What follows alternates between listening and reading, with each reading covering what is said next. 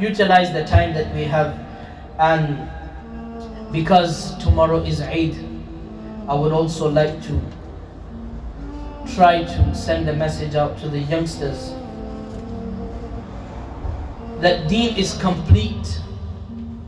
How to have fun has also been explained. This does not give any one of us a license to cross the boundaries and cross the limits when celebrating. Because for some, they will be celebrating tonight as Chandrat.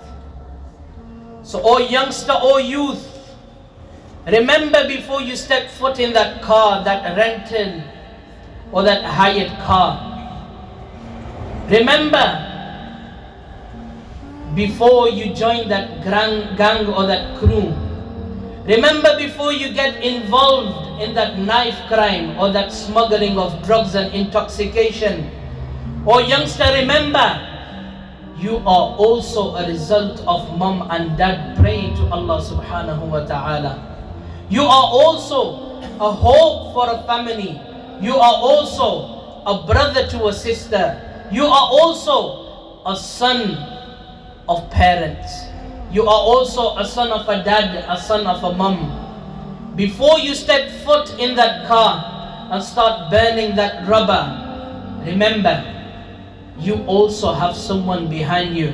Because of my desires, because of my wish, and because of me being careless, and because of me just wanting to have that little bit of fun, may that not be the case that results in my mom and dad crying for me and I am behind bars or I am dead because of some crime.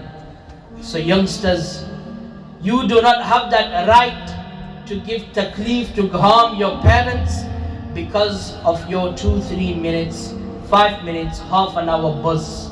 You do not have that license, you do not have that right.